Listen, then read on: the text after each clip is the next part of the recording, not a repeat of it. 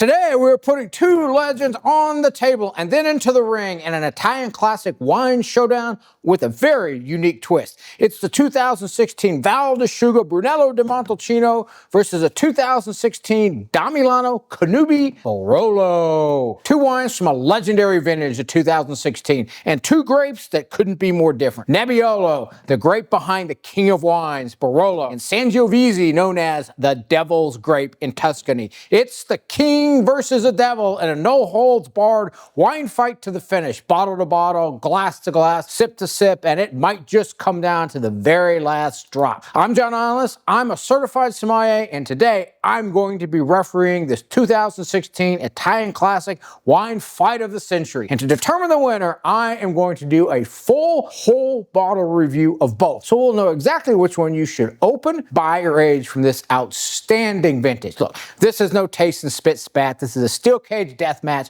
and both bottles will be consumed by me and hopefully by you too. Here's a twist. We're not just judging on just flavors and aromas like all these snort, taste, and spit reviewers do. We're going to judge by the overall experience of the wine, how it changes, how it evolves, what emotions it evokes, and where it takes you. Does it take you on an emotional journey or not? That's the real reason we drink wine, for the experience, not the aromas and flavors. Look, this is something you won't see anywhere else, but it's the reason we love great wine. Look, this is an exceptional vintage. Barolo versus Brunello, so let's go! Both of these wines come from regions that 50 years ago were basically isolated hillside towns. And now they're two of the most famous wine zones on the planet due to two really famous promoters. Franco Bionde Santi for Brunello di Montalcino and Elio Altari and the Barolo boys for Barolo. 2016 was a vintage people are already calling historic, and you're going to see why. In Barolo, you got perfect ripeness plus a long growing season, which gives us textbook Nebbiolo. In Brunello, Sangiovese hit that magical balance of freshness, depth, and structure for long-term age. If you ever wanted to understand Barolo versus Brunello, this is the vintage. And when you watch all the way through to the end, you'll discover why you should start immediately snapping up the 2016s of both of these wines. Look, these aren't just wines, these are experiences in a bottle. Before we taste, let's quickly talk about the grapes, because Nebbiolo or Sangiovese are like two cousins who grew up in two different households and have been spoiling for a fight ever since they were toddlers. And today, they're gonna get it. Let's talk about Nebbiolo. So Nebbiolo is the grape that Barolo wines are made from. Nebbiolo is the grape, Barolo is the region. It's a thin skin, very high acid, very high tannin grape, and it's sort of the grape that shouldn't work, because what you get on it, roses, hey, that's fine. Tar, balsamic, volatile acidity, red fruits, how do those go together? But as you're gonna find out, boy, do they ever. Barolos need a lot of time, generally, sometimes decades. So think of it as the structure of a heavyweight boxer wearing a tuxedo. Sangiovese is the devil's grape because it's really hard to grow. The farmers that try to grow it, they gave it that name because they said a grape that difficult to grow could not be made by the good Lord. So therefore, it must be the devil's. So what you get on Sangiovese is this wonderful, wild, sour cherry, particularly on the aromas. You get gorgeous Italian leather, you get wonderful herbs. So think about it as walking down the street in a fine Italian jacket, eating this wonderful sour cherry candy. Not a sweet wine. That's what you get out of that. You get styling and profiling, you get that feel of that leather. That's what comes out in this wine. There's really nothing like it. Plus, it's all defined by that wonderful sour cherry bite. Kind of reminds me of Halloween when I was a kid. Now, both of these wines are definitely made for long-term aging. In fact, Brunello, by Italian wine law, must age for 5 years before it's released, and for Reserva, it has to age for 6 years. So this just isn't something you go out and get a year after the harvest. You got to put a little time into these. Let's talk about the Nebbiolo grape. It punches vertically like an uppercut. It gives you structure, it gives you height, it gives you tannin. Sangiovese punches horizontally. Think right hook. So you get texture, you get savor, you get depth. So today we get to see which style wins the crown based on which one delivers the best whole bottle experience from start to finish. Don't give me the tasting notes of any bottle of wine. I can read that anywhere. Give me the emotion it evokes. Give me the evolution. Give me the change. Give me the experience. Give me the journey the wine took me on. That's what I want to know. As a subscriber of mine said, the best wines are like 3 to 4 different wines in a single bottle. And today we're going to find out how many are in each of these bottles. Could be just one, could be 4 or 5. We'll see. That's the magic of wine. In Barolo, which is in Piemonte, let's talk about the climate a little bit. You get the fog, which is what the name Nebbiolo of the grape comes from, the nebbia. You get rolling hills, you get old vines, and you get a lot of old money. Cannubi, where this wine is from, is actually the oldest recorded cru, notable vineyard. In Barolo, it goes back all the way back to 1752. So there's some history here.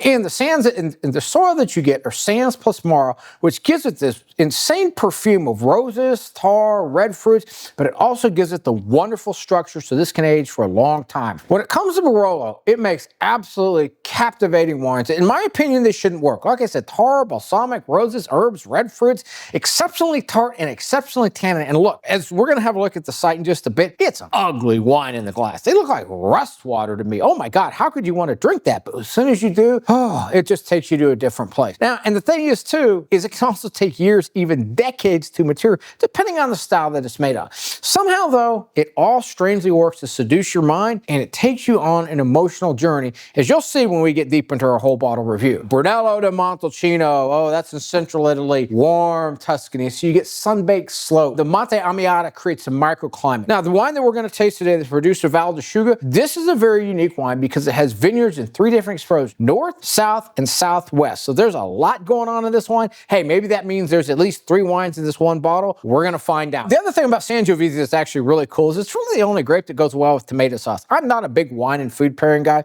because, quite frankly, I think if you need food to support the wine, you made a bad choice in the first place. I've never been halfway through a bottle of Brunello de Montalcino, so only if I had pizza, it'd make the wine so much better. I'm going to eat my pizza beforehand. I'm going to try it a little bit with this fine wine, and then I'm going to let the wine speak for itself. What we have here is with Barolo. Knowing everything that I just said, it's called the king of wines, and Brunello is called Tuscany's answer to Barolo. Me, I prefer the devil's grape because it sounds better, and the king versus the devil, hey, that's a wine fight, and these are the heavy hitters. Let me tell you how this works. What I'm going to do is we're going to open, I've already Coravined 2 glasses. We're going to open, we're going to view the site, we're going to look at them individually, and then we're going to compare them. We're going to nose them together and taste the conventional way. And then I'm going to give you my own snort, taste, and swallow review. And I'm going to assign it a score, but then most importantly, I'm going to make a prediction based on that initial review of where I think each wine's going to go. And then I'm going to drink each bottle on separate nights, and only then will I assign it a final whole bottle score.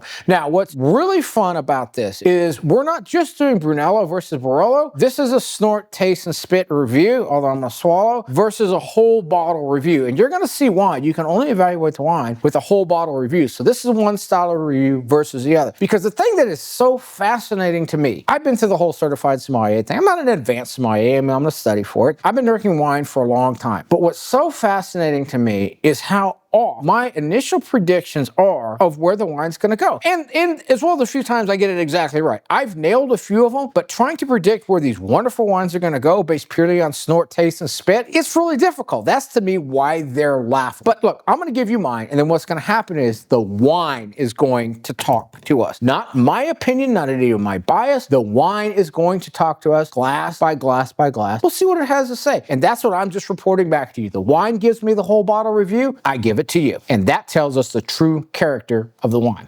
All right, let's get started. We are going to get started with the Brunello de Montalcino. And so like I said, I've got my Coravine here, and I've Coravined 2 glasses. The Bordeaux glass I'm using for Brunello de Montalcino. The Syrah glass, which is perfect for Nebbiolo, I'm using for the Barolo. What I am going to do is we're going to have a look first at the site of each of these. Then we'll do the nose. Then we'll do the taste. I'm going to do them side by side. Then I'll score it. Then based on that, I'm going to choose which one I'm going to drink tonight. The highest scoring one is the one that's going to be drank by me. So I'm going to open it. I'm going to pour it. The other one I'll Coravine a little bit more, enjoy them side by side. So let us start with the site right now. Got a piece of white paper right here. We're going to start with the Brunello de Montalcino. Usually Brunellos are ruby. This one is, it's got several orange rings around it. Gosh, it just has an absolutely gorgeous color. It looks like a sunset. Looking at this, it looks like a beautiful Italian sunset. It may be a little ruby, maybe a little garnet, but it's a really pleasing garnet. You can see the orange just light to less light to a little bit darker. Oh my God, this thing just looks like a wonderful sunset. I'm not a huge sight guy, but I could look at this wine all day. This is a gorgeous looking wine. Oh wow. All right, let's have a look at the Damilano Cannubi 2016. Remember, same vintage, but this is a modernist style, so it's approachable early, aged in 225-liter French barrique, much shorter maceration time. So it's going to be approachable early, but it's got 10 years of age on it. So let's see what this looks like. Well, this is definitely deeper and darker, not nearly as gorgeous. Looks like a little bit of deep colored rust water. This is a little bit darker than a lot of Barolos that I've had. You can definitely tell it's got a little bit of age on it because it has those wonderful orange rings, but they're thinner and the wine is darker than the Barolo. So if we compare the Brunello, So let's kind of compare them side by side because you can learn some really interesting things about that. Yep, the Barolo is definitely dark, which is interesting because it's a thin-skinned grape. The Brunello is lighter. To me, it has the much more appealing look, but to tell you the truth, the Barolo really just looks like a darker version of the Brunello, which is a little bit unique. I mean, usually Brunellos look a little bit more ruby to me, while Barolos, they look just like rust water to me. But this one actually, gosh, it almost looks like a flat cola, to tell you the truth. Let's get in and give these things a taste. I'm gonna start with the Brunello de Montalcino. Obviously, we expect sour cherries on the nose and leather, but let's see what we get. Definitely sour cherries and leather, but I'm getting a lot of herbs in this one as well. Yep, herbs, leather, wild cherry, a little raspberry, a little bit of licorice in there too. This is quite an enjoyable nose on that one. Matches up well with the color. Let's nose the Barolo. See if we get those roses and tar. Gosh, I definitely get a lot of tar on there. Gosh, it seems almost like a little bit of chocolate. And I do get the red fruits on there, but as you would expect after 10 years, to become definitely a dried red fruit character. Red currants, red cherry, maybe a little red raspberry, but it's a dried character. And yep, and there's a little bit of an herbaceousness to this as well. I do think some of the roses are now starting to come out. It's going to be very interesting to see as I go through this bottle, how it changes and evolves. One prediction I'm gonna say is this looks like a little bit of rose. I'm betting a lot more rose starts to come out. Enough nosing, enough sniffing, enough snorting. Let's have a taste. Start with the Brunello de Montalcino.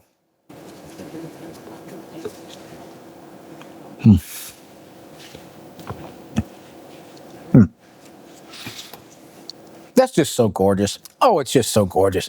It's defined by that wonderful sour cherry, which I really love from the best Brunellos. In Brunello, some people like earth and leather and all that, and I like it, but I like it to support the cherry. This has a wonderful, wild, sour cherry running through it. The second layer I get is this wonderful Italian leather, but it's got this great, silky, smooth mouthfeel to it. A little bit of herbs, definitely some red licorice in there. This is a really good one. So I'm gonna go ahead and give this, I'm gonna give it an initial score of 97, because I don't really like to go too much higher on an initial because I want to give it a chance to see where it's going to go. But this is definitely a very solid 97. All right, well, let's see what we get with the Damilano Cannubi. It's also got 10 years of age on it as well.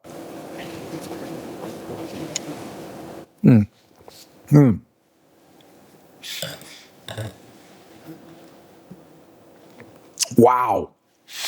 Just wow. Oh my God. Very tannic. Very, very tannic. A little fuller body than I would expect. But if you took the leather and the cherry from this one and reversed them, that's what you're going to get. Yeah, there's a little bit of tar. Yeah, there's a little bit of roses. Yeah, there's a little bit of herbs. But this just has this wonderful floating mouthfeel that suddenly the tannins sneak up and they grab you from behind. Talk about a wine fight. It's going to give you a wedgie or something.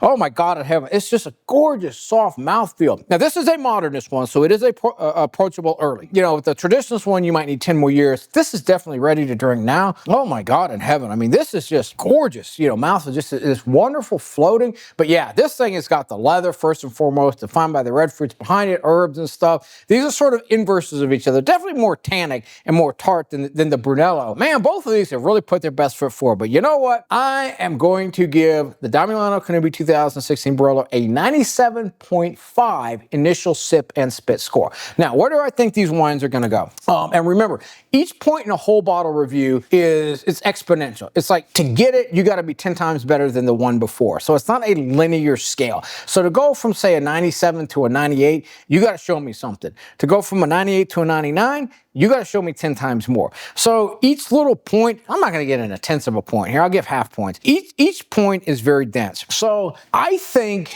that this from a 97 could get up to 98, maybe touching 98.5, but I'm going to go with a 98. I think that there's going to be a good, solid evolution with that. Now, the Barolo, my God in heaven, there's so much going on with this. So 97.5, I might even go 98.5. Perhaps it could touch 99. It's going to have to be stratospheric to do that. But I think that this could cap out at 98.5. I think it could really deliver an extraordinary emotional experience. I think there's going to be an enormous amount of evolution. There's going to be an enormous amount of change. But I also think that it's going to be consistent. There's going to be a consistency through there that while it does evolve and change, that consistency is always going to be there because I don't want this to change. So, all right. Here we go. I am going to drink the Damilano Cannubi tonight. I'm going to open it up in a bit with my wine key here. Then once I'm recovered from my wine hangover, I will return. I will give you my whole bottle review. Next week, I'm going to drink the Suga Brunello de Montalcino. I'm going to give you my final whole bottle review. Hey, we're going to find out. Were my predictions right on, or were they totally off and these wines went in a different direction? That's the magic of the whole bottle review. You got to let the wine speak for itself.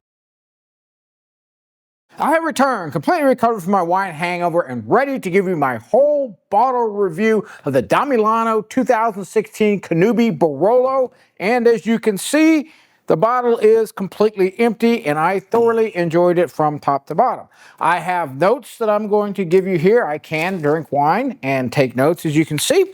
And what I always love to do on these whole bottle reviews is go glass by glass by glass by glass. The initial sip and swallow review was a 97.5. Let's see where it went from there. Did it evolve? Did it change? Was it able to get an extra half point or even one? We'll see. I think you're going to be a little bit surprised when I reveal what happened with this bottle. So let's start off with glass number one. Glass number one, the wine tasted what it looked like in the glass. My initial impression was wonderful Italian leather. And that really defined the first glass. As I went through the glass, the leather really took to the forefront. Behind it was the red fruits. Behind it was some earth. Behind it was just a little bit of chocolate plum too. But there's no doubt that as I went through it, there's just this wonderful, wonderful leather. And one of the things that really complemented the leather was the tannin. I love the tannin because you got a delayed reaction. Barolo's, of course, going to be a very high tannin, very acid wine. But it was almost like I would take a sip, experience that wonderful Italian leather that would just fill the mouth up, and then it was a countdown. 3, 2, 1, and here comes the tannin, and it would grip my mouth, grip my tongue,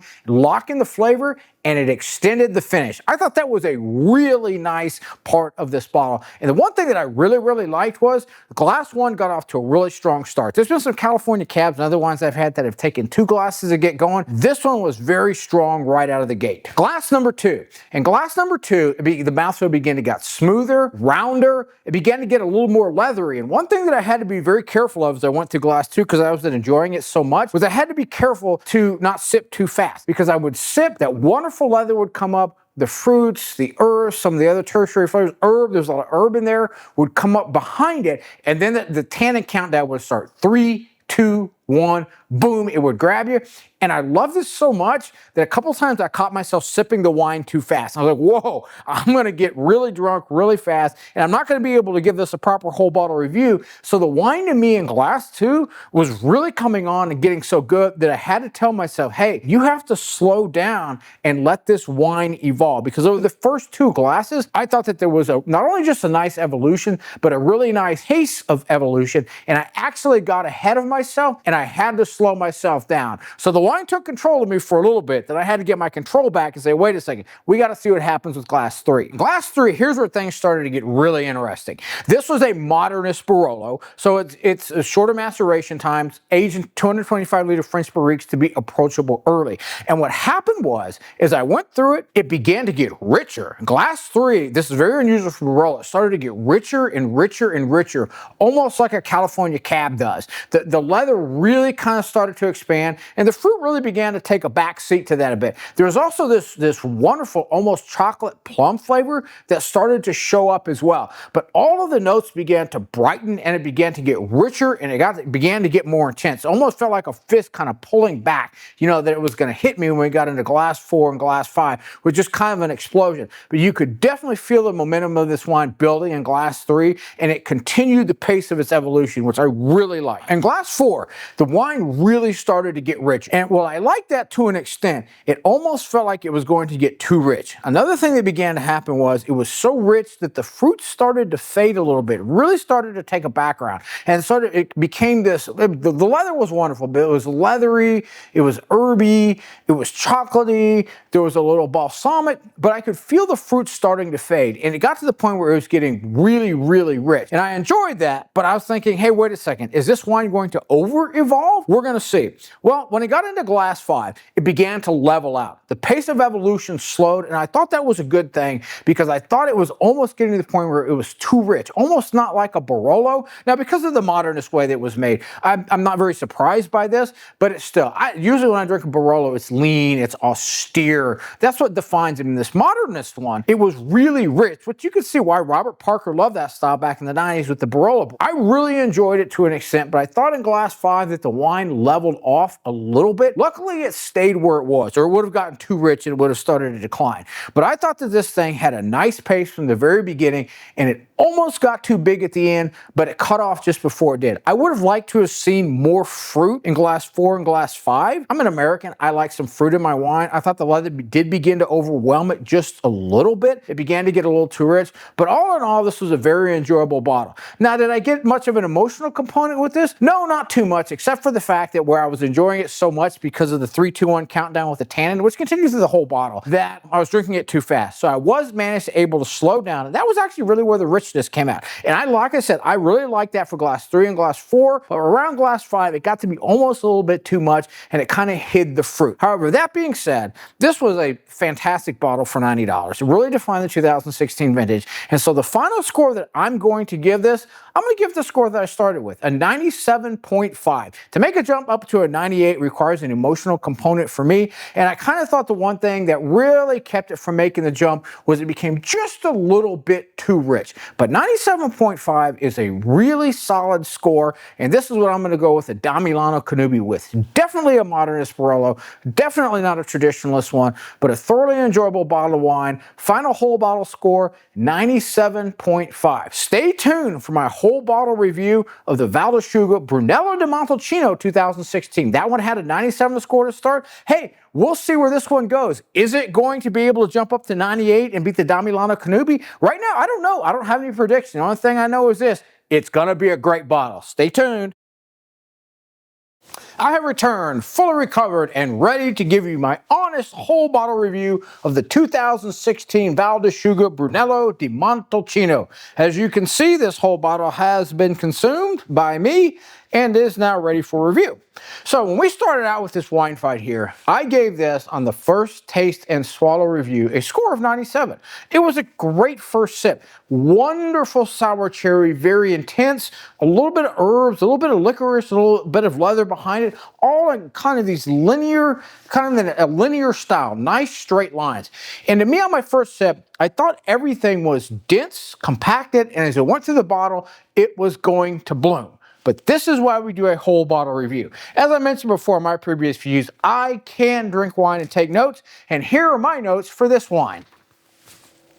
As you can see, there is nothing there.